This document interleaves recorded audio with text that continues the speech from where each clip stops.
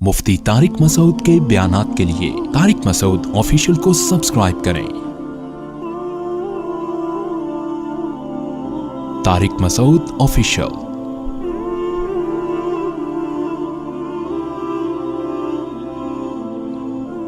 सुलेमान अलैहिस्सलातु वस्सलाम ने हुदहुद को रिपोर्टिंग के लिए भेजा था।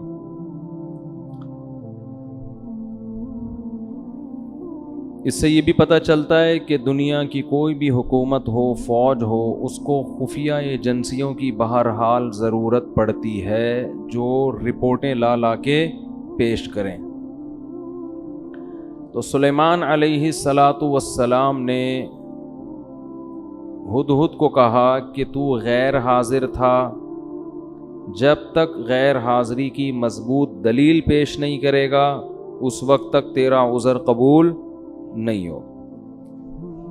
और उसको पर्चा पकड़ा दिया कि मलका-ए सबा जिसके बारे में तेरा ये दावा है कि उसकी एक बहुत बड़ी हुकूमत है और बहुत शानदार जानदार हुकूमत, और वो अल्लाह को छोड़कर सूरज को सजदा करते हैं, तो मेरा ये ख़त है, ये मलका-ए सबा को ले जाके पकड़ा दे और देखते हैं वहाँ से जवाब क्या आता है।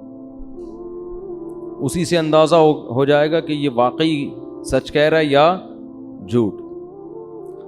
हुदहुद ने ले जाके वो मलका-ए सबा को पकड़ा दिया। पहले ज़माने में परिंदों के ज़रिए ख़तो किताबत होती थी, इसके लिए परिंदे इस्तेमाल होते थे। परिंदों को सुधाया जा सकता है, बाज़ परिंदों को, हर एक परिंदे को नहीं। अच्छा, ये जो हुदहुद जिसको आज हम हुदहुद कहते हैं, ये वो वाला हुदहुद नहीं है, कुछ नाम चेंज हो गए हैं। तो हज़रत सुलेमान अलैहिस्सलाम ने ख़त लिखा, इन्नहु मिन सुलेमान, पहले नाम लिखा, ये किसकी तरफ से है? सुलेमान की तरफ से। व इन्नहु बिस्मिल्लाहिर्रहमानिर्रहीम, और इसका मज़मून ये है, अल्लाह के नाम से शुरू करता हूँ जो बड़ा मेहरबान और निहायत रहम करने वाला है। बड़ी जान है इस कलमे में। आज लोग तहरीर से पहले बिस्मिल्लाह नहीं लिखते, या तो 786 लिख देते हैं, या लिखते ही नहीं कि कहीं पेपर गिर गया तो बेदबी ना हो जाए। ये वहमी होने की अलामत होती है। इतना ज़्यादा अदब तमीज़ कि आप कोई काम ही छोड़ दें, फिर तो कहीं भी नहीं लिखना चाहिए, फिर तो कुरान में भी नहीं लिखना चाहिए। कई बाज़ दफ़ा कुरान इंसान के हाथ से गलती से गिर जाता है, अल्लाह ताला हिफाजत में रखे। तो इतना ज़्यादा नहीं मुसल्लत करना चाहिए अपने आप को, अपने ऊपर इन चीज़ों को। अदब एक हद तक हो तो ठीक है, उससे आगे बढ़ेगा तो टेंशन के अलावा कुछ भी हासिल नहीं होगा। तो हज़रत सुलेमान अलैहिस्सलाम ने ख़त लिखा, बिस्मिल्लाहिर्रहमानिर्रहीम, अल्लाह के नाम से जो बड़ा मेहरबान और निहायत रहम का। क्या जान पैदा हो जाती है इससे आपकी तहरीर में। और आगे मजमून देखो, अल्लाह तालू अलैया, बात यह है सरकशी मत करो। व अतूनी मुस्लिमीन, फर्मा बरदार बन के चली आओ, बस दैट्स ऑल। आगे अपने साइन या स्टैम्प जो भी होगी, इतनी सी बात ठीक है ना। मैंने उस दिन बयान किया था ना कि ज़्यादा बोलना किसकी अलामत है? फॉल्ट की। तो सुलेमान अलैहिस्सलाम ने टू द पॉइंट बात की है। अब सवाल पैदा होता है, भाई ये क्या धमकी हो गई यार, बैठे बैठे किसी को भी धमकी लगा दो। उनकी पूरी गवर्नमेंट है, पूरी रियासत है, पूरा एक कंट्री चला रहे हैं, और आप उनसे कह रहे हो कि इंसान के बच्चे बन के चले आओ, छोड़ दो गवर्नमेंट, अपनी हुकूमत छोड़ दो। असल में सुलेमान अलैहिस्सलाम ने बिस्मिल्लाहिर्रहमानिर्रहीम के लफ्ज़ में मैसेज दे दिया था कि ज़मीन पे हुकूमत का जो असल हक है वो अल्लाह को है, और निज़ाम किसका चलेगा? अल्लाह का। इसके अलावा किसी को ज़मीन पर हुकूमत का हक हासिल नहीं है। हाँ, ताकत के बलबूते पर कोई गलबा हासिल कर ले तो सामने वाले में अगर ताकत नहीं है तो सब्र करे, लेकिन सुलेमान अलैहिस्सलाम में पावर थी तो उनके यहाँ सब्र वाला ऑप्शन नहीं था। ये जो लोग कहते हैं ना कि ताकत के ज़ोर से इस्लाम फैला है, तो تو کفر کس زور سے پھیلا ہے؟ کیا وہ جلیبیاں کھلا کے پھیلا ہے، لڈو کھلا کے پھیلا ہے؟ دنیا میں جتنی حکومتیں بنی ہیں طاقت کے زور سے ہی بنی ہیں. ہندوستان میں مہاراجے آئے، انہوں نے لڑ کے علاقوں پہ قبضے کیے. امریکہ دریافت ہوا تو لڑائیاں ہوئی ہیں، کالوں کو مارا ہے. آسٹریلیا میں تو کالوں کو، لاکھوں کالوں کو ایسے مارا ہے بندوقوں سے جیسے ہم ہرن کا شکار کرتے ہیں، اس طرح سے مارا ہے. دنیا میں کہیں بھی کوئی گورنمنٹ پاور کے بغیر نہیں بنی ہے. اس کے بعد پھر وہ جمہوری نظام آیا گورنمنٹ بننے کے بعد کہ اب ملک کے حاکم کی سلیکشن کیسے ہوگی. تو اسلام نے کیا حکم دیا؟ اور اسلام تو طاقت کے زور سے پھیلا ہی نہیں ہے. ایک شخص آپ دنیا میں ایسا نہیں دکھا سکتے جس کو تلوار رکھ کے مسلمان کیا گیا ہو. ایک شخص نہیں دکھا سکتے آپ ایسا. تو سلیمان علیہ السلام نے کے پاس چونکہ پاور تھی نا، جب آپ کے پاس پاور ہوتی ہے تو آپ زیادہ لمبی چوڑی باتیں نہیں کرتے. تو سلیمان علیہ السلام چونکہ پاورفل تھے نا، تو یہ نہیں کہ پورا لمبا 6 صفوں کا لیٹر لکھ رہے ہیں. ایکچولی بات اصل میں یہ ہے کہ دیکھیے میں اللہ کا سچی مچی کا نبی ہوں، اور یہ ہے کہ وہ لمبی، بھائی حاکم سے بات ہو رہی ہے، حاکم کی آنکھوں میں آنکھیں ڈال کے بات کرو گے تو بات سمجھ میں آئے گی. حاکم جیسے ہو تو بات کرو، ورنہ بات کرنے کی ضرورت نہیں ہے.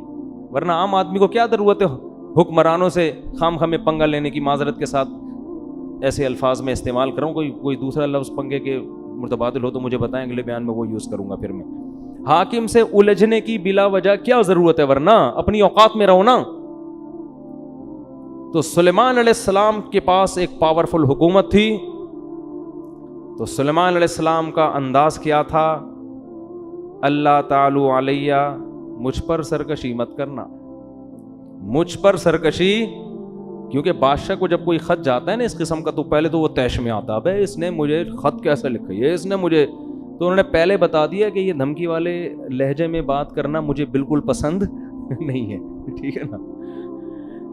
جب مسلمانوں کی خلافتیں تھیں نا تو مسلمانوں کا اسٹائل بھی یہی ہوا کرتا تھا، یہی اسٹائل ہوا کرتا تھا. تو اس لیے قرآن کہہ رہا ہے اپنے آپ کو مضبوط کرو، مضبوط طاقتور بناؤ، اسٹائل چینج کرو. لیکن طاقتور بنائے بغیر اگر اسٹائل چینج کر دیا نا تو لینے کے دینے پڑ جائیں گے. وہی حال ہو جائے گا جو باڈی بلڈر کے گیٹ پر آیا تھا اور کانپتا ہوا واپس چلا گیا.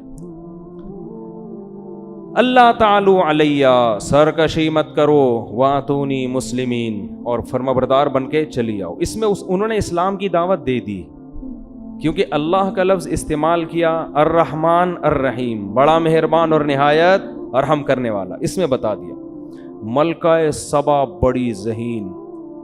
میں کہہ رہا تھا نا اللہ نے عورتوں کو مردوں سے کم عقل دی ہے، مگر کچھ عورتیں مردوں سے زیادہ ذہین. ایک طرف ہم ملکہ سبا کو لیتے ہیں، ایک طرف فرعون کو لیتے ہیں. ملکہ سبا نے ایک خط پڑھا ہے، اس کی کھوپڑی میں بات آ گئی. اور فرعون کمبخت، موسیٰ علیہ السلام نے خط نہیں بھیجا، موسیٰ علیہ السلام چل کے اس کے محل میں گئے ہیں.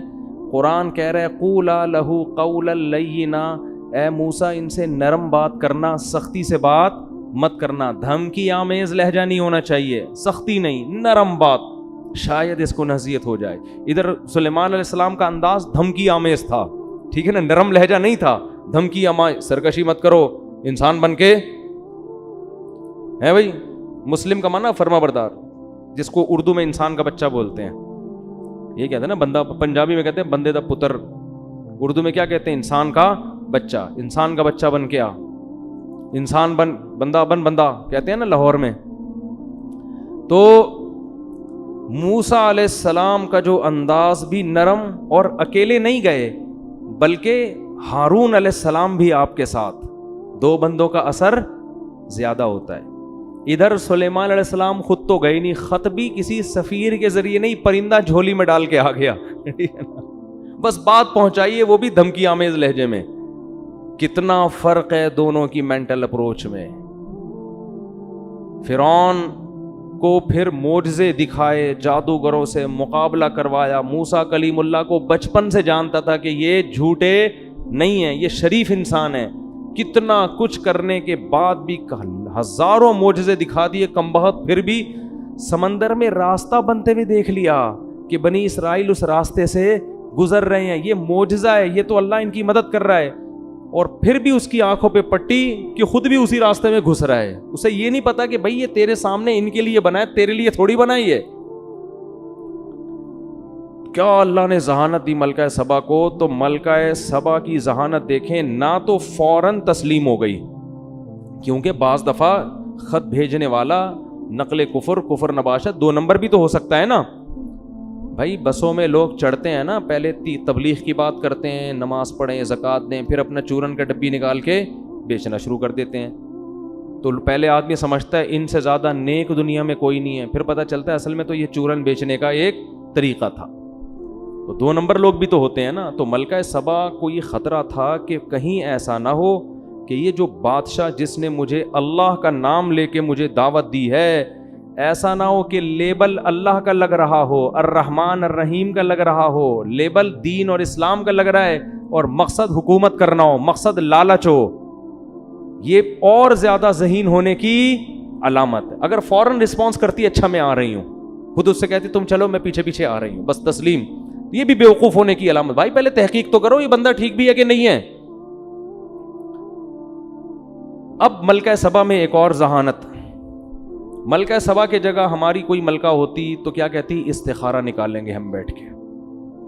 کیا کریں گے ہم, استخارہ نکالیں گے. آج بھی ایک صاحب آئے مجھ سے استخارہ نکلوانے کے لیے, تو استخارہ نکالیں گے, یوں آ گیا تو جائیں گے, یوں نہیں آیا تو نہیں جائیں گے.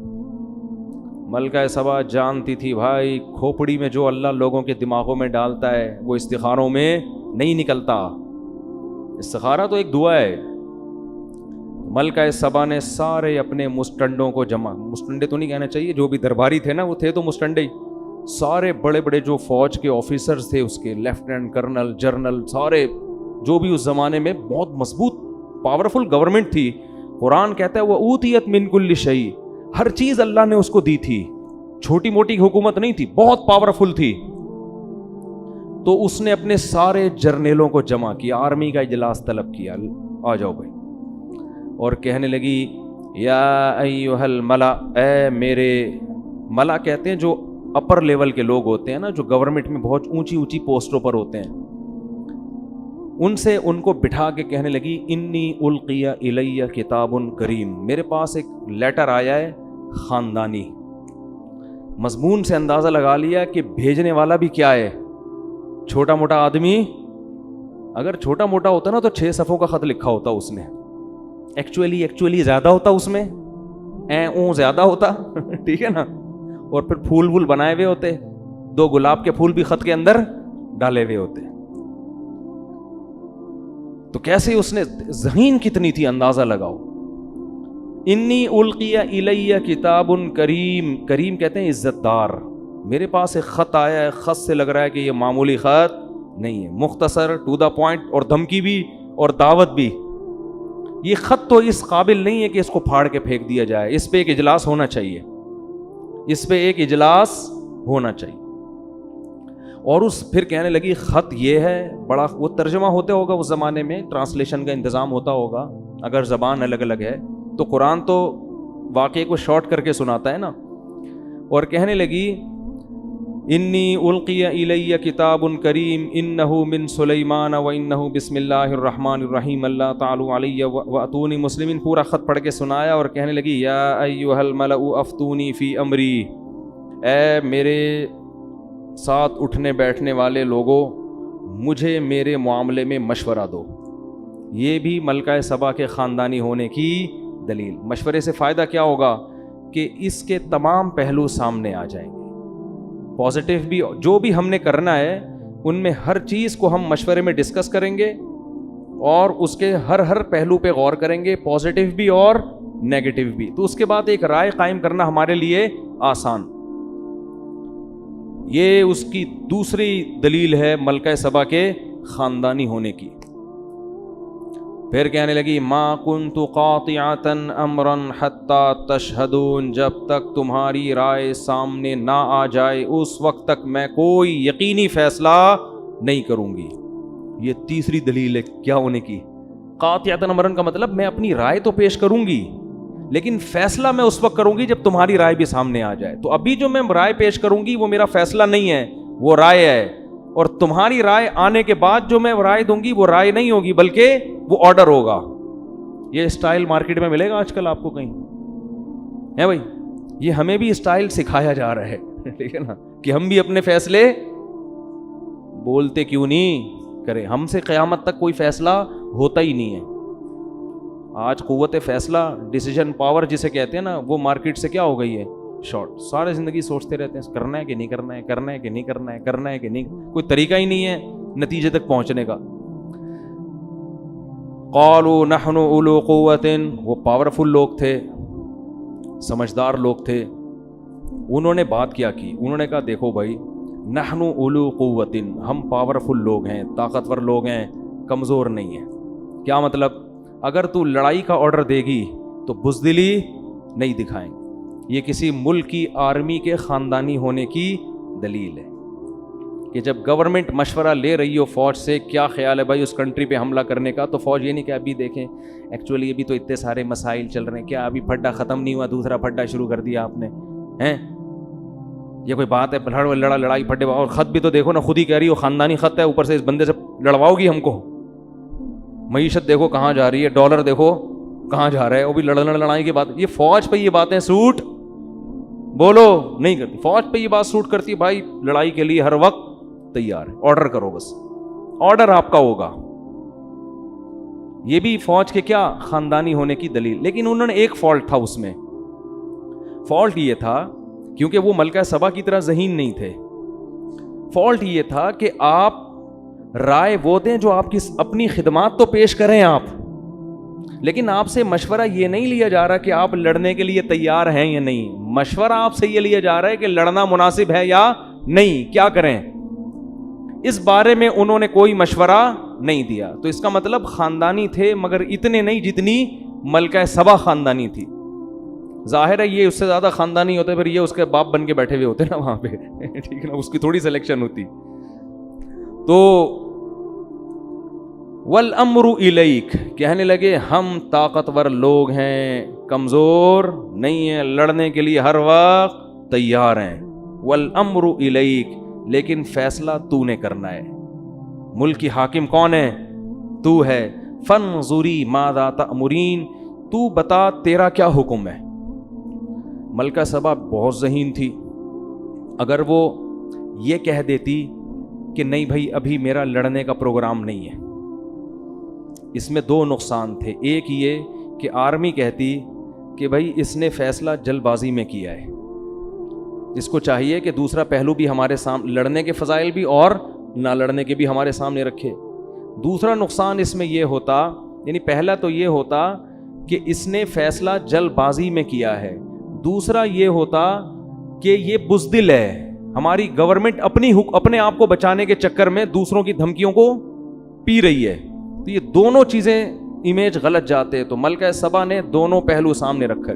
اس نے کہا دیکھو بات یہ ہے کہ نہ تو میں لڑائی سے بھاگنے والی ہوں, نہ میں اس کی قائل ہوں کہ ہر صورت میں لڑیں. ہم دیکھتے ہیں کہ لڑنا اگر ہمارے لیے فائدے مند ہے تو لڑیں گے, نہیں لڑنا فائدے مند تو نہیں لڑیں گے. اب لڑنا فائدے مند کب ہے, نہیں لڑنا فائدے مند کب ہے؟ اگر طاقت کا مقابلہ طاقت سے ہو رہا ہے تو لڑیں گے. لیکن اگر یہ ویژنری آدمی ہے, اس کی دعوت صحیح ہے, یہ پیسے کے لیے حکومت کے لیے نہیں لڑ رہا, یہ خدا کے دین کو غالب کرنے کے لیے ایک اس کا نظریہ ہے, ایک تھیوری ہے, ایک نظریہ ہے, اس کے لیے لڑ رہا ہے, تو پھر ہم اس سے مقابلہ نہیں کر سکتے. کیونکہ اگر ہم نے اس سے مقابلہ کیا, فتح ہو گئی تو بلے بلے, شکست ہو گئی تو پھر یہ ایسی واٹ لگا کے رکھے گا نا ہماری, اور ایسا ستیہ ناس کرے گا کہ سوچ لو کہ عزت دار لوگ ذلیل ہو جائیں گے. تو یہ دوسرا آپشن بھی سوچ لو, کیسی خاندانی در خاندانی ہے کہ نہیں ہے. تو کیا کہنے لگی, ان الملوک اذا دخلوا قریۃ افسدوها, دیکھو تم نے تو بات کر دی ہم لڑنے کے لیے تیار ہیں, لیکن بادشاہ لوگ جب لڑتے ہیں تو شکست میں کے ساتھ فتح کا خطرہ بھی ہوتا ہے, اور اگر ان کو فتح ہو گئی افسدوها, ملک کا بیڑا غرق کر دیں گے. وجعلوا اعزت اہلها اذلۃ, اور بادشاہوں کی عادت ہے ملک فتح کرنے کے بعد عزت دار لوگوں کو ذلیل بنا دیتے ہیں. میں بھی باندی بن سکتی ہوں, لونڈی بن سکتی ہوں, تم بھی سارے کیا بن جاؤ گے, قیدی بنو گے, غلام بنو گے. وَكَذَلِكَ يَفْعَلُونَ, یہ بھی کریں گے ایسا. لہذا ہم یہ تحقیق کرتے کہ یہ اہل حق ہیں, یہ اہل باطل. تو اب آپ مجھے بتاؤ کہ جو آدمی خامخواہ میں دھمکیاں دے رہا ہو, اس کے پیچھے کوئی ویژن نہ ہو, تو اس سے اس کا دنیاوی مفاد کے علاوہ کوئی مقصد ہوگا؟ ہے بھائی, خامخواہ میں ایک آدمی کسی کو تنگ کر رہا ہے, اس کا مطلب بھائی آپ اس کے وسائل پہ قبضہ کرنا چاہتے ہیں. ایک ملک جب دوسرے ملک پہ بھی لاوجہ حملہ کر رہا ہے, اس کا مطلب اس کے وسائل کس کے کنٹرول میں لانا چاہ رہا ہے؟ اپنے. اسلام کی لڑائی اس مقصد کے لیے نہیں ہوتی. تو اس نے یہ کہا انی مرسلۃ الیہم بہدیۃ فناظرۃ بما یرجع المرسلون, میں اس کے پاس ہدیے, تحفے, تحائف بھیجتی ہوں بڑے خاندانی اور قیمتی قسم کے. گورنمنٹ کے پاس جو گفٹ ہوں گے وہ چھوٹے موٹے نہیں ہوں گے. اگر یہ شخص دنیا پرست ہے, اس کے دل میں حکومت کی لالچ ہے, یہ نذرانے دیکھ کرنا یہ اپنے ویژن اور نظریے سے پیچھے ہٹ جائے گا, اس کی دعوت میں لچک پیدا ہو جائے گی. پھر اگر دھمکی دی تو ہم لڑیں گے اس سے, اور اگر دھمکی نہیں بھی دی تو بھی لڑیں گے, کیونکہ یہ اس کی علامت ہے کہ یہ خامخواہ میں حکومت کا نشہ ہے. تو ملکہ سبا نے نا اس زمانے کے اربوں کھربوں کے حساب سے ہیرے جواہرات, جو بھی قیمتی بہت خاندانی قسم کے تحفے تھے, قاصدین کو دیے اور بولے جاؤ سلیمان کو دے کر آ جاؤ. حضرت سلیمان کے پاس جب وہ تحفے آئے ہیں, فلما جاء سلیمان, جب وہ تحفے سلیمان علیہ السلام کے پاس آئے, قال اتمدوننی بمال, انہوں نے فرمایا کہ چند ٹکے کے لوگ, تم لوگ میری پیسوں سے مدد کرنا چاہ رہے ہو, ہیں بھائی میری دعوت کا تم نے یہ مطلب لیا ہے, چند ٹکے تو میں اپنی طرف سے لگا رہا ہوں, یعنی اتمدوننی بمال, تم پیسوں سے میری مدد کر رہے ہو, تم یہ سمجھ رہے ہو کہ اتنے ڈالر ہم تمہارے لیے مدد کے لیے بھیجیں گے تو تم چپ ہو جاؤ گے. اتمدوننی بمال, پیسوں کے ذریعے میرا منہ مجھے چپ کرانا چاہ رہے ہو. فما آتانی اللہ خیر مما آتاکم, اللہ نے مجھے جو وسائل دیے ہیں نا وہ تم سے کروڑا گنا زیادہ دیے ہیں. ارجع الیہم, پتلی گلی سے نکل, پتلی گلی سے واپس. قاصد کو کہہ رہے ہیں پلٹ جا واپس, اور ملکہ سبا کو جا کے بول کہ اب دوسرا خط نہیں آئے گا, ہدہد کے اور بہت سارے کام ہیں ہمارے پاس. ہدہد اس کام کے لیے فارغ نہیں بیٹھا ہوا کہ خط و کتابت ہی کرتا رہے. فَلَنَأْتِيَنَّهُمْ بِجُنُودٍ لَّا قِبَلَ لَهُمْ بِهَا, اب اس کو بول اب خط نہیں آئے گا, اب فوج آئے گی. جیسے خادم حسین رضوی نے کہا تھا نا, غوری آیا. وہ تو کچھ زیادہ ہی ہو گئی تھی, لیکن قرضہ معاف کروانے کا ایک بہترین طریقہ تھا, بٹن دباؤ غوری آیا. خیر, فَلَنَأْتِيَنَّهُمْ بِجُنُودٍ لَّا قِبَلَ لَهُمْ بِهَا. مجھے لڈن جعفری کے مرنے کا جتنا افسوس ہوا ہے نا, کیونکہ رمضان میں بڑے زبردست چیزیں آتی رہتی تھیں, مختلف چیزیں آتی رہتی تھیں, آدمی فریش ہوتا رہتا تھا ان کو دیکھ کر. انہوں نے کہا تھا کہ جو لوگ میرے خلاف میم بنا رہے ہیں کوئی بات نہیں, میرے ڈائلاگ دنیا میں چل رہے ہیں, تو میں سمجھا تعریفیں کر رہے ہیں میم بنانے والوں کی نا, خوش ہیں. آخر میں کہتے ہیں اصل میں ان کا اوپر کا اسکرو ڈھیلا ہے. تو حضرت سلیمان نے فرمایا فَلَنَأْتِيَنَّهُمْ بِجُنُودٍ لَّا قِبَلَ لَهُمْ بِهَا, ملکہ سبا سے جا کے بولو, انہی کے قاصد کو کہہ رہے ہیں, ہدہد نہیں بھیج رہے, قاصد کو کہہ رہے ہیں کہ اب خط نہیں آئے گا, میں ایک ایسی فوج لے کر حملہ کروں گا کہ تم اس کے مقابلے میں ٹھہر نہیں سکتے. بھائی اس میں تو جنات بھی ہوں گے, اس میں تو انسان بھی ہوں گے. اور وَلَنُخْرِجَنَّهُم مِّنْهَا أَذِلَّةً وَهُمْ صَاغِرُونَ, اور ہم ان کو ان کے ملک سے ذلیل کر کے نکالیں گے, اور یہ سب عزت دار لوگ رسوا ہو جائیں گے. پھر ہم اتنے عزت سے نہیں, لڑائی ہوگی تو پھر لڑائی کا انجام تمہیں پتہ ہے کیا ہوتا ہے. تو جب وہ دھمکی پہنچی ہے نا, ملکہ سبا نے دوبارہ مشورہ کیا, انہوں نے بولا بھائی یہ بندہ لالچی نہیں ہے, چلو مذاکرات کے لیے چلتے ہیں سلیمان کے پاس. بات کیا ہے بھائی, یہ نہیں کہ جنگ کے لیے چلتے ہیں, بلایا جا کے بات چیت کرتے ہیں, کیا مسئلہ ہے بھائی, ٹھیک ہے نا. تو قرآن کہہ رہا ہے کہ حضرت سلیمان کو اطلاع مل گئی کہ ملکہ سبا وہاں سے چل پڑی ہے. حضرت سلیمان علیہ السلام چاہتے تھے کہ ملکہ سبا کو ہم نے دعوت دینی ہے, لڑائی کے بغیر ہی کام بن جائے تو زیادہ اچھا ہے نا. اسلام حدیث میں آتا ہے کہ لا تتمنوا لقاء العدو, دشمن سے لڑائی کی تمنا کبھی بھی مت کرو. جنگ اسلام میں کوئی پسندیدہ کام نہیں ہے. کوشش کرو کام جنگ کے بغیر ہو جائے. فرمایا فَإِذَا لَقِيتُمْ فَاصْبِرُوا, ہاں اگر جنگ مسلط ہو جائے تو پھر صبر کرو. وَاعْلَمُوا أَنَّ الْجَنَّةَ تَحْتَ ظِلَالِ السُّيُوفِ, اور یقین کر لو جنت تلواروں کی چھاؤں میں رکھی اللہ نے. کیسی زبردست حدیث ہے. تو حضرت سلیمان بھی چاہتے تھے کہ خامخواہ میں جنگ نہ ہو. اگر بھئی آرام سے یہ مسلمان ہو جاتی ہے تو کیا ضرورت ہے ہمیں جنگ کرنے کی, اور یہ مسلمان ہوگی تو پوری قوم نیچے مسلمان ہو جائے گی. تو سلیمان علیہ السلام نے ارادہ کیا اس کو اپنے کچھ معجزے پہلے سے دکھائیں تاکہ وہ دیکھ کے یقین کر لے کہ یہ انسان کے بس میں نہیں ہے, ان کے ساتھ کون ہے, اللہ ہے, اور یہ اللہ کے سچے نبی ہیں. اس کے لیے سلیمان علیہ السلام نے ترکیب یہ سوچی کہ ہم ایسا کرتے ہیں کہ ملکہ سبا کا اتنا بڑا عالی شان تخت, ہیرے جواہرات اس میں جڑے ہوئے اور ٹنوں من اس کا وزن, وہ کسی جن کو ٹھیکہ دو پہلے ہی اٹھا کے لے آئے. وہ تو جب وہ یہاں آگے دیکھے گی تو حیران ہو جائے گی نا. تو یہ کام تو انسان کے بس میں ہے نہیں. اس زمانے میں جہاز تھوڑی تھے, جو ہوائی جہاز ہیں یہ تھوڑی تھے اس زمانے میں, اور شپ کے ذریعے آنے میں تو کئی مہینے لگ جاتے تھے. اس لیے سلیمان علیہ السلام نے اپنے دربار میں کہا یا ایھا الملأ ایکم یاتینی بعرشھا قبل ان یاتونی مسلمین. ہاں بھائی تم میں کوئی ایسا بندہ ہے, کوئی ایسی مخلوق بیٹھی ہوئی ہے جو ملکہ سبا کے یہاں پہنچنے سے پہلے, اس کو بھی کئی مہینے لگیں گے یا 1 مہینہ یا 2 مہینہ لگے گا, تو اس کے یہاں پہنچنے سے پہلے کون اس کا تخت اٹھا کے لے آئے گا.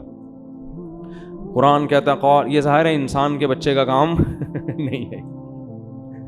قال عفریت من الجن انا آتیک بہ قبل ان تقوم من مقامک. ایک جن کھڑا ہوا.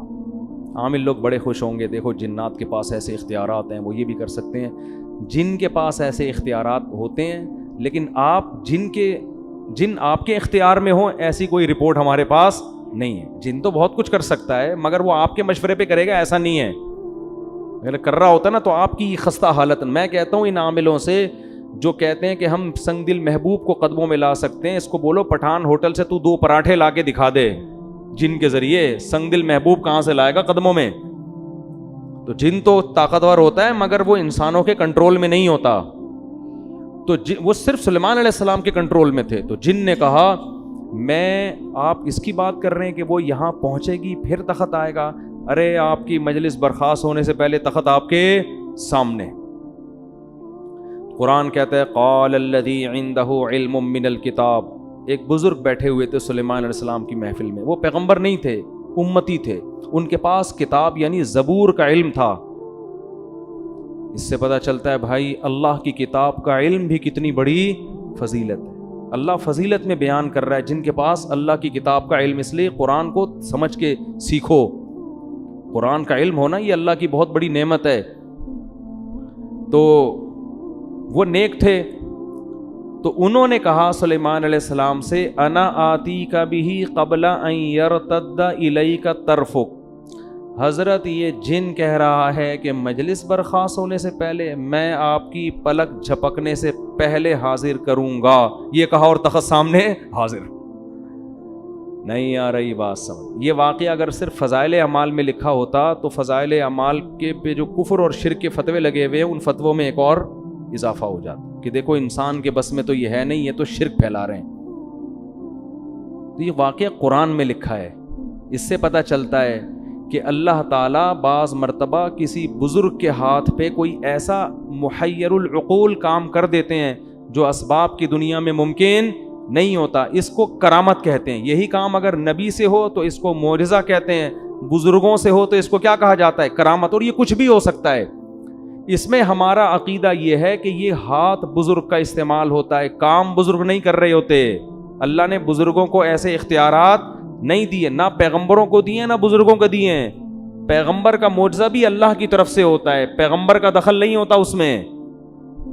مردوں کو حضرت عیسیٰ زندہ کرتے تھے تو حضرت عیسیٰ نہیں کرتے تھے, بلکہ کون کرتا تھا؟ اللہ کرتے تھے. حضرت عیسیٰ تو صرف کہتے تھے.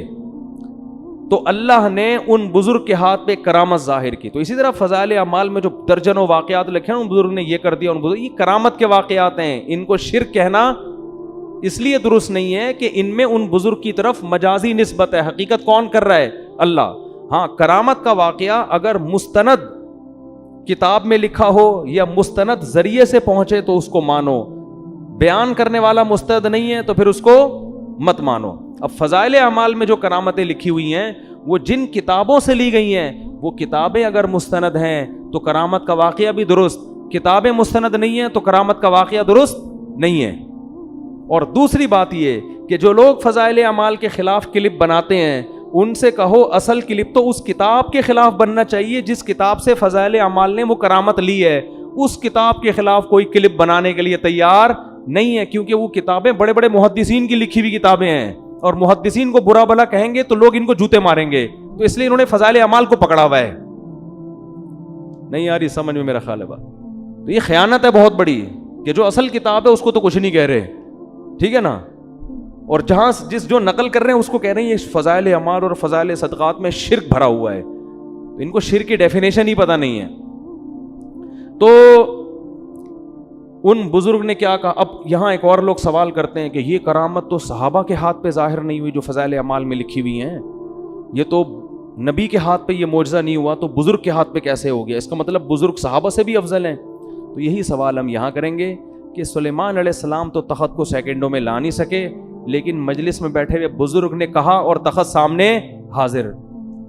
تو کیا ہم یہ کہہ سکتے ہیں کہ وہ بزرگ حضرت سلیمان سے افضل ہو گئے؟ نہیں, کرامت کے صدور سے کوئی شخص دوسرے سے افضل نہیں ہو جاتا. کرامت تو اللہ کی طرف سے ایک اکرام ہے بزرگ کا کہ دیکھو میں اس پہ خوش ہوں اور اس کے ہاتھ پہ میں کیسی چیزیں ظاہر کر دیتا ہوں. یہ اس کی علامت نہیں ہے کہ اس وقت دنیا میں سب سے افضل یہی ہے. اور یہ بھی ممکن ہے کہ ایک پیغمبر کے ہاتھ پہ وہ معجزہ ظاہر نہ ہو جو کسی امتی کے ہاتھ پہ کرامت ہو جائے, یہ بھی عین ممکن ہے. باقی افضلیت کا تعلق اعمال سے ہے, کرامتوں سے نہیں ہے. کون افضل ہے سب سے؟ جو شریعت پہ سب سے زیادہ چلتا ہے, تو وہ تو پیغمبر سب سے زیادہ چلتے ہیں نا. اور علماء کہتے ہیں امتی کے ہاتھ پہ کرامت کا ظاہر ہونا یہ پیغمبر ہی کے فضیلت کی دلیل ہے, اس لیے کہ اس امتی کو یہ مقام اس پیغمبر کی امت کے امتی ہونے کی وجہ سے ملا ہے. وہ جو بزرگ تھے نا جنہوں نے کرامت ظاہر کی اور تخت فوراً لے آئے, تو اصل میں یہ فضیلت سلیمان علیہ السلام کی تھی. وہ بزرگ سلیمان علیہ السلام کو فالو کرتے تھے, اسی وجہ سے تو یہ انعام ملا نا ان کو. اسی وجہ سے حضرت سلیمان اس بزرگ کا شکریہ نہیں ادا کر رہے, بلکہ جیسے ہی تخت حاضر ہوا ہے تو کہہ رہے ہادہ من فضل ربی, یہ میرے رب کا مجھ پر فضل ہے. نہیں آ رہی بات؟ کیا مطلب؟ گویا یہ میرا معجزہ ہے کہ میرے امتیوں کے ہاتھ پہ ایسا کچھ ہو رہا ہے, تو یہ ان کا نہیں, یہ کس کا کمال ہے؟ یہ کمال اللہ نے مجھے دیا ہے کہ مجھے فالو کرنے کی وجہ سے ان کو ایسے انعامات ملے ہیں. تو فضائل اعمال اور صدقات میں جو بزرگوں کی کرامتیں لکھی ہوئی ہیں وہ محمد صلی اللہ علیہ وسلم کی فضیلت کی دلیل ہیں کہ اللہ نے سید الانبیاء کو اتنا اونچا مقام دیا کہ سید الانبیاء کو فالو کرنے والوں کے ہاتھ پہ اللہ نے ایسی ایسی کرامتیں ظاہر کی ہیں. تو اس سے پیغمبر کا مقام کم نہیں ہو رہا, بلکہ پیغمبر کا مقام اونچا ہو رہا ہے کہ ان کی امتیوں میں پچھلی امتوں سے بھی زیادہ بڑی بڑی کرامتیں صادر ہوئی ہیں. نہیں آ رہی میرا خیال ہے بات سمجھ میں؟ تو سلیمان علیہ السلام نے کیا کیا؟ وہ ان بزرگ نے کہا کہ میں آپ کی پلک جھپکنے سے پہلے کیا لے آؤں گا؟ تخت سامنے. یہ کہا اور تخت سامنے, کیونکہ پلک تو جھپکنے میں تو سیکنڈ لگتے ہیں. اب جیسے ہی حضرت سلیمان نے دیکھا نڑے یہ تو تخت یہیں آ گیا فوراً, تو فرمانے لگے ہذا من فضل ربی, یہ میرے رب کا کیا ہے؟ فضل ہے, مجھ پر فضل ہے. لیبلونی ااشکر ام اکفر, اللہ مجھے آزمانا چاہتا ہے کہ میں اس کا شکر گزار بنتا ہوں یا ناشکرا. میں نے اس دن بیان میں کہا تھا نا کہ پیغمبر جب بھی کوئی نعمت دیکھتے ہیں تو شو نہیں مارتے, اتراتے نہیں ہیں اور بڑی بڑی باتیں نہیں کرتے, بلکہ کس کی طرف نسبت کرتے ہیں؟ اللہ کی طرف. شکر بھی ادا کرتے ہیں اور استحضار بھی کرتے ہیں کہ مجھے آزمایا جا رہا ہے, ایسا نہ ہو میں اس میں پڑھ کے اللہ کو بھول جاؤں. ہمارے ہاتھ پر کوئی ایسی کرامت ظاہر ہو نا, کوئی انڈا ہی اٹھا کے ہم لے آئیں کہیں سے, پٹھان ہوٹل کا پراٹھا لے آئیں, چلو فرض کرو اٹھا کے لے آئیں اگر ہم, تو 6 مہینے شو مارنے میں لگیں گے کہ نہیں لگیں گے؟ دیکھا اس دن میں نے سنگ دل محبوب قدموں میں لایا تھا کہ نہیں لایا تھا؟ لایا تھا کہ نہیں لایا تھا؟ دیکھا اس دن میں نے خواب سنایا تھا, اگلے دن سچا نکلا کہ نہیں نکلا؟ 6 مہینے کس میں لگیں گے؟ شو مارنے میں. ادھر سلیمان علیہ السلام یہ نہیں کہہ رہے فخر, دیکھو میرے امتیوں میں ایسے ایسے لوگ ہیں ہزاروں کلومیٹر دور سے تخت سیکنڈوں میں ایسا ہی تھوڑی یہاں بیٹھا ہوا ہوں بھائی, ایسے ہی تھوڑی بہت سے پیغمبروں سے اللہ نے مجھے فضیلت دی ہے، ایسی کچھ نہیں، بلکہ کیا کہہ رہے ہیں، یہ میرے رب کا فضل ہے، میرا کمال نہیں ہے، اور میرے رب نے مجھ پر یہ فضل اس لیے کیا لیبلونی، مجھے آزما رہا ہے وہ، اشکر ام اکفر، کہ میں شکر گزار بنتا ہوں یا ناشکرا۔ آگے کہنے ومن شکر فانما یشکر لنفسی، دیکھو جو شکر کرتا ہے اپنے خود ہی فائدہ ہوگا اس کا، اللہ کو کوئی فائدہ نہیں ہے۔ ومن کفر فان ربی غنی کریم، اور جو ناشکری کرے گا اللہ کا کوئی نقصان نہیں ہے، میرا رب بے پرواہ ہے، اسے انسانوں کے شکر کی ضرورت نہیں ہے، کریم عزت دار پہلے سے ہے، وہ کسی کی ناشکری سے اس کی عزت میں کمی نہیں ہوتی۔ اب جب تخت آ گیا نا، تو اب سلیمان علیہ السلام نے سوچا ملکہ سبا آتے ہی یہ تو اس تخت کو پہچان جائے گی، کیونکہ ایک دم 100% وہی تخت، اس جیسا تو کسی کا نہیں ہے، تو اسے تھوڑا سرپرائز دینے کے لیے ہم اس تخت میں تھوڑی سی چینجنگ کرتے ہیں تاکہ اس کو تھوڑا سوچنا پڑے۔ جب انسان کنفیوز ہونے کے بعد کسی حقیقت پر مطلع ہوتا ہے تو اس پر اثر زیادہ ہوتا ہے۔ سمجھ میں نہیں آ رہی بات؟ تھوڑا سا کنفیوز ہو نا، پھر پتہ چلے بھائی یہ وہی ہے۔ جیسے حضرت یوسف جب مصر کے بادشاہ بنے نا، تو جو ان کے بھائی جب گئے ہیں تو حضرت یوسف کو پہچانا نہیں، لیکن کنفیوز ہو گئے تھے کہ ان کی شکل کس سے مل رہی ہے، ہمارے بھائی سے۔ پھر یوسف علیہ السلام نے بھی ان کو بتایا نہیں کہ میں تمہارا بھائی ہوں، بلکہ ان سے پوچھا کہ تمہیں پتہ ہے تم نے اپنے بھائی کے ساتھ کیا کیا تھا کنویں میں؟ یہ نہیں بتایا کہ میں وہی ہوں۔ یہ سوال پوچھنا تھا کہ بھائی سمجھ گئے کہ یہ کون ہے، کیونکہ یہ واقعہ تو یوسف کے علاوہ کسی کو معلوم نہیں تھا۔ تو یہ بھی تھوڑا سا نا تردد میں ڈال کے کسی کو حقیقت بتانا، اس میں زیادہ لطف ہوتا ہے، اس میں زیادہ مزہ ہوتا ہے، اور اس میں جو آپ اس کو سکھانا چاہتے ہیں وہ زیادہ اچھی طرح سے سیکھتا ہے۔ تو سلیمان علیہ السلام نے کہا نکروا لہا عرشہا، ذرا اس کا جو تخت ہے اس کی سیٹنگ تھوڑی سی کیا کر دو، چینج کر دو، یہ والا نٹ بولٹ تھوڑا وہاں لگا دو، یہ والا وہاں لگا دو، اس طرح کر دو۔ جب ملکہ سبا وہ مہینوں کا سفر کر کے پہنچی ہے تو سلیمان علیہ السلام نے ملکہ سبا سے کہا اچھا ہمارے ہاں کوئی متعصب قسم کے صوفی ہوتے تو کہتے حضرت آپ لیڈیز سے بات نہ کریں۔ یہ بھی ایک طبقہ ہے ہمارے ہاں جو تقوی میں اتنا آگے نکل جاتا ہے۔ ایک طرف تو ایسا لبرل طبقہ ہے جنہوں نے پردہ ہی ختم کر دیا کہ مرد اور لڑکیاں ساتھ بیٹھ کے گپے ماریں۔ میں جب بھی ٹیلی ویژن کے کسی پروگرام میں جاتا ہوں پہلے یہ ان کو آرڈر دیتا ہوں میرے ساتھ کسی لڑکی کو بٹھانے کی اجازت نہیں ہے، اس کی میں نے بہت سختی کی ہوئی ہے۔ یہ علماء کے وقار کے خلاف ہے کہ جوان لڑکیاں بن ٹھن کے آئی ہوئی ہیں، مفتی صاحب سے انٹرویو لے رہی ہیں، تو آپ پردے کی تبلیغ کیسے کرو گے دنیا کے سامنے؟ ہاں اس پہ جو ہے نا کال پہ کوئی انٹرویو ریکارڈ کرا کے، میرے کچھ انٹرویو ایسے ہیں جس میں یہ دکھایا کہ کوئی لڑکی مجھ سے انٹرویو لے رہی ہے، وہ سامنے نہیں بیٹھی ہیں، وہ انہوں نے مجھ سے ویڈیو انٹرویو ریکارڈ کروا کے پھر چلایا اس اسٹائل میں کہ جیسے ایسا لگ رہا ہے کہ وہ سامنے میرے بیٹھی ہوئی ہیں، تو وہ ایڈیٹنگ ہوئی ہے۔ تو ایک طبقہ تو ہمارا یہ کہ جنہوں نے پردے کے حکام کی دھجیاں اڑا دی، ایک طبقہ اتنی صوفی پنے کی انتہا کو پہنچا ہوا ہے جہاں عورت سے بات کرنے کی ضرورت ہے وہاں بھی وہ بات کرنے کے لیے تیار نہیں ہے۔ اب کوئی خاتون اگر آپ سے مسئلہ پوچھنے کے لیے آ رہی ہے تو پردہ کرنا تو اس کی ذمہ داری ہے، اگر وہ نہیں کر رہی تو آپ کو شریعت نہیں کہتی یہاں سے بھاگ جاؤ فوراً کہ وہ مسئلہ پوچھنے آئی آپ بھاگیں وہاں سے، آپ بیٹھیں مسئلہ بتائیں۔ ہاں تنہائی کسی عورت کے ساتھ بند کمرے میں اختیار کرنا اس کی اسلام میں اجازت نہیں ہے، اور آپ اس کو محبت سے پردے کی ترغیب بھی دے دیں۔ تو ہمارے یہاں کچھ جو اس طرح کے لوگ ہیں نا، تو وہ سلیمان علیہ السلام پر یہ اعتراض کہ وہ پہلے سلیمان علیہ السلام کے پاس جا کے کہتے حضرت آپ کو لیڈیز سے بات کرنے کی اجازت نہیں ہے بالکل۔ تو لیکن پیغمبر تھے، کون بولتا؟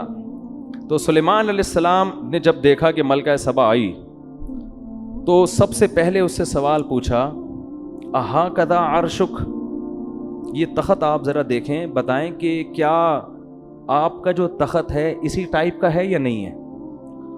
تو وہ بڑے حیران ہو گئی کہ یار بالکل اسی جیسا لگ رہا ہے لیکن 100% وہ ہے بھی نہیں۔ تو کہنے لگی قالت کأنہ ہو، ایسا لگ رہا ہے کہ یہ وہی ہے، یعنی وہ ہے تو نہیں لیکن ایسا لگ رہا ہے کہ گویا کہ یہ وہی ہے۔ پھر کہنے لگی کہ بڑا کمال آپ نے کیا کہ اسی جیسا تخت ہدہد کی رپورٹوں کے ذریعے اس نے کہیں لا کے نقشہ بتایا ہوگا اور آپ نے اسی جیسا تخت بنا لیا, کیونکہ اس کے تو وہم و گمان میں بھی نہیں کہ سیکنڈوں میں یہ تخت وہاں سے اڑ کے یہاں آ سکتا ہے. لہذا وہ کہہ رہی ہے کہ کمال ہے بھائی, اسی جیسا تخت آپ نے کیسے بنا لیا. وَأُوتِينَا الْعِلْمَ مِنْ قَبْلِهَا وَكُنَّا مُسْلِمِينَ, ہمیں پتا تھا کہ آپ کو اللہ نے جو ٹیکنالوجی دی ہے اور وسائل دیے ہیں اس کا ہمیں اندازہ تھا, لیکن ایسا اندازہ کہ ایسا خاندانی تخت بنا لو گے یہ کھوپڑی میں نہیں آتا, اور ہم پہلے سے مان چکے ہیں آپ کی صلاحیتوں کو, مسلمین مان چکے ہیں. یہ تو اس کے تصور میں ہی نہیں کہ یہ وہی ہے. قیل لها ادخل الصرح, حضرت سلیمان علیہ السلام نے فرمایا کہ اب اس محل میں آپ داخل ہو جاؤ. تو محل کا فرش حضرت سلیمان نے ایسا خاندانی بنایا تھا نا, ایسی ٹیکنالوجی استعمال ہوئی تھی کہ وہ فرش دیکھنے میں پانی لگتا تھا کہ پانی ہے جو جس میں لہریں بن رہی ہیں, اتنا شیشے کا چمکدار. تو وہ جو ہے نا اس نے کیا کیا, فلما رأته حسبته لجة. اچھا, اس سے یہ بھی پتہ چلتا ہے کہ اللہ نے اگر آپ کو وسائل دیے ہیں تو اچھا گھر بنانا, اچھا ڈیکوریٹ کرنا گھر کو, لائف اسٹائل کو ذرا لگژری بنا لینا, یہ شریعت کے خلاف نہیں ہے. کوئی صوفی وہاں پر ہوتا, نالائق ٹائپ کا صوفی, وہ پہلے تو حضرت سلمان کے ملکہ سبا کی سے بات چیت پر اس کو اعتراض ہوتا, ایک آپ نامحرم سے بات کیوں کر رہے ہیں آپ, ٹھیک ہے. دوسرا اعتراض اس کو یہ ہوتا کہ یہ کیا ہے بھائی, یہ کیا ہے تخت مخت, آپ نے بھی تخت بنایا ہوا, آپ کا اتنا عالی شان تاج ہے, اور یہ آپ نے اتنے خوبصورت فرش بنائے ہوئے ہیں, ٹائلیں لگائی ہوئی ہیں فرش کے اوپر, اور ایسا خاندانی فرش کے دیکھنے میں کیا لگ رہا ہے, پانی لگ رہا ہے. اس زمانے میں ایسا شیشہ بنا لینا کہ پانی لگے, وہ تالاب لگے, یہ کیا بھائی, آپ کو تو ایک جھونپڑے میں رہنا چاہیے, ایک پرانے سے بوسیدہ کپڑا پہن کے اللہ اللہ کرنا چاہیے, یہ کیا کر بھائی. جب اللہ نے وسائل دیے ہیں تو یہ بھی بولو ٹھیک, اور جب نیت اچھی ہو تو اور زیادہ ٹھیک. نیت کیا ہے بھائی, دنیا پہ جو روب اور دبدبا پڑے گا وہ جھونپڑے دیکھ کے نہیں پڑے گا, وہ اسی دنیا کا اسٹائل یہی ہے. لینڈ کروزر میں کسی کے ہاں رشتہ لینے جاؤ فوراً ملے گا, گدھے پہ بیٹھ کے جاؤ گے کیا خیال ہے, ملے گا. تو جب رشتہ نہیں ملتا بھائی گدھے پہ بیٹھ کے جانے میں, تو کوئی حکومت آپ سے کیسے تسلیم ہو جائے گی آپ کے سامنے, وہ لے کے میدان میں جا رہے ہیں لڑنے کے لیے. تو اسی وجہ سے ہمارے نبی نے بھی اس کا بڑا اہتمام کیا ہے. جب کوئی وفد ہمارے نبی سے ملنے آتا تو آپ اپنے لباس کو چینج کرتے, اچھا لباس پہنتے, اپنے بالوں میں کنگھی کرتے, اور پھر جو دوسرے ملکوں میں آپ سفیر بھیجتے نا مذاکرات کے لیے, ان کی پرسنالٹی بڑی زبردست تھی. جتنے سفیر نبی صلی اللہ علیہ وسلم نے دوسرے ملکوں کے لیے بھیجے ہیں, ان میں مفسرین کہتے ہیں دو چیزیں قدر مشترک تھیں. ایک ان کی پرسنالٹی, خوبصورت بہت تھے, قداور تھے. دوسرا بلاغت بہت تھی, بات کرنا جانتے تھے, آواز اچھی تھی, بات بہت اچھی, کیونکہ اس سے بڑا اچھا میسج جاتا ہے. اب کسی ایسے آدمی کو بھیج دیا جو ہکلا رہا ہے وہاں جا کے, ہے بھائی, یا اس کی پرسنالٹی نہیں ہے, تو اس سے امیج اچھا نہیں پڑتا.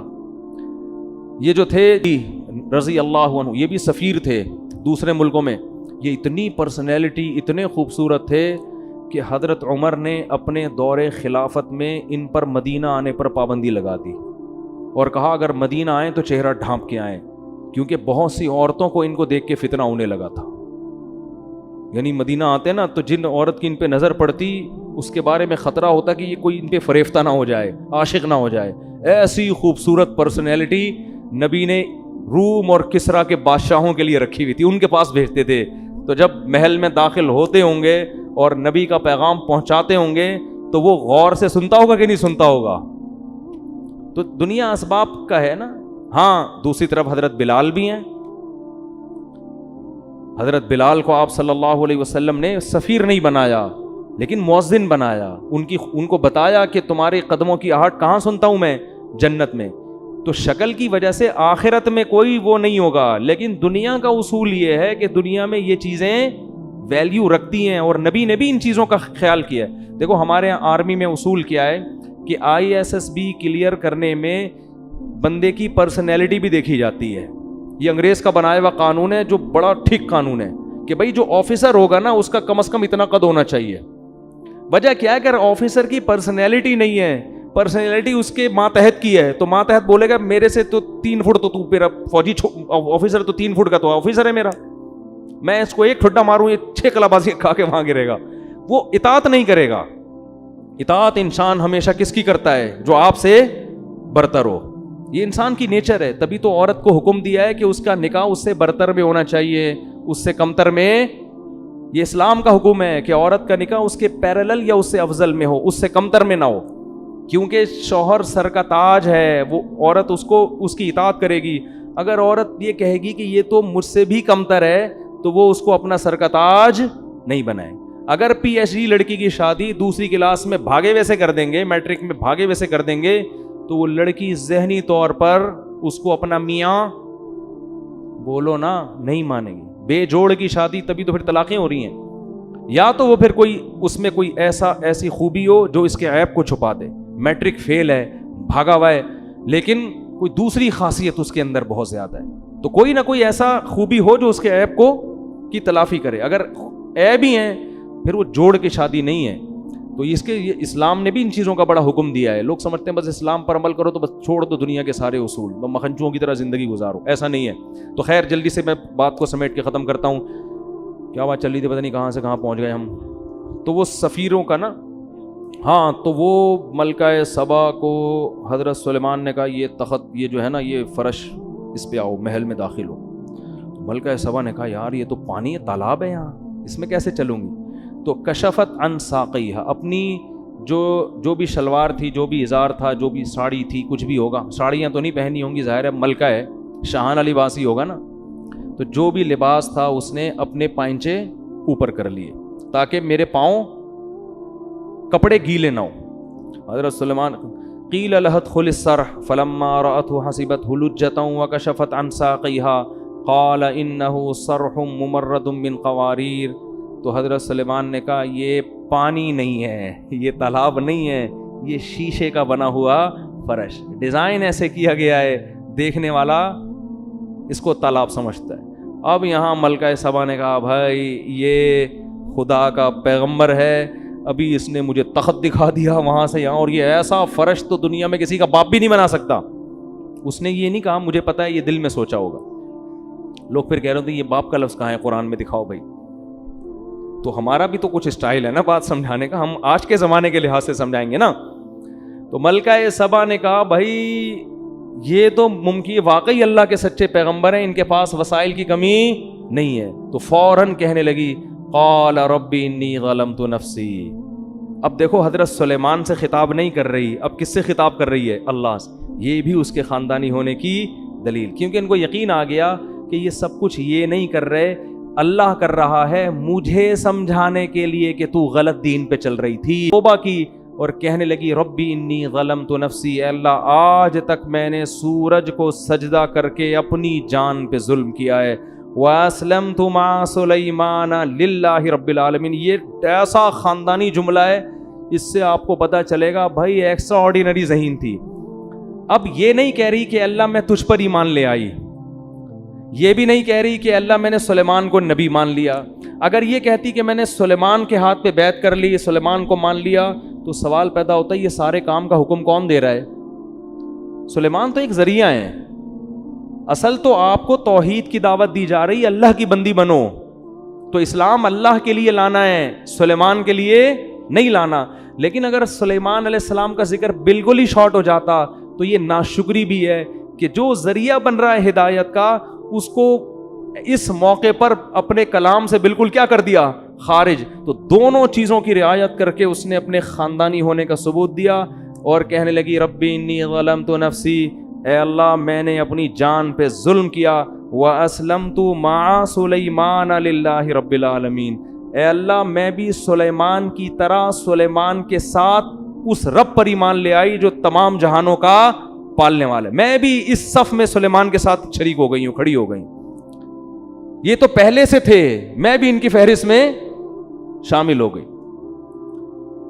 تو اللہ نے جہاں بھی پیغمبروں کے واقعات ذکر کیے نا, اکثر نالائق قومیں, اکثر کیا 99.9%. قوم عاد کو دیکھیں, قوم ہود کو دیکھیں, قوم قوم عاد کو دیکھیں، قوم سمود کو دیکھیں، قوم لوط کو دیکھیں، قوم ابراہیم کو دیکھیں، قوم فرعون کو دیکھیں، اصحاب مدین کو دیکھیں، سب تباہ ہوئے ہیں۔ کچھ قومیں ایسی ہیں جو گنی جا سکتی ہیں جنہوں نے عقل اور شعور کا مظاہرہ کیا، جذباتی پن سے ہٹ کر پیغمبر کی دعوت پہ شعور کے ساتھ غور کرنا شروع کیا۔ اللہ نے ان کو ہدایت بھی دی، اللہ نے ان کو عزت بھی دی، اور قیامت تک کے لیے اللہ نے ان کا تذکرہ قرآن میں لکھ دیا۔ ملکہ سبا کتنی خوش ہوتی ہوگی، اس کے تو تصور میں بھی نہیں ہوگا کہ کل ایک قرآن نازل ہوگا، اللہ کی آخری کتاب، جس میں اللہ میرا تذکرہ کریں گے اتنے اہتمام کے ساتھ۔ اور حضرت مولانا حضرت مفتی طارق مسعود صاحب دامت برکاتہم، آپ کے حساب سے، میرے حساب سے نہیں، میں تو ایسے ہی آدمی ہوں، آپ لوگ یہ القاب لگاتے ہیں نا، میں یہ کرتا ہوں تکبر سے بچنے کے لیے، جب لوگ کہتے ہیں مفتی طارق مسعود مدظلہ العالیہ، تو میں آگے لگاتا ہوں جو ملا کھا لیا۔ مدظل العالیہ کی دو قسمیں، ایک تو سچی مچی کے ہوتے ہیں جو بزرگ ہوتے ہیں، اور ایک ہوتے ہیں دامت برکاتہم العالیہ جو ملا کھا لیا۔ تو یہ والے ہم دامت برکاتہم ہیں۔ تو اس کو تصور میں بھی نہیں ہوگا کہ کل محمد صلی اللہ علیہ وسلم پہ اللہ کلام نازل کرے گا اور اللہ میری حکومت کا اور میرے اسلام لانے کا تذکرہ کرے گا۔ اللہ کو اس کا یہ عمل اتنا پسند ہے، اس کی کھوپڑی کیونکہ صحیح استعمال کی ہے، جذباتیت کا شکار نہیں، اور اس کے تصور میں بھی نہیں ہوگا کہ کل یوٹیوب کے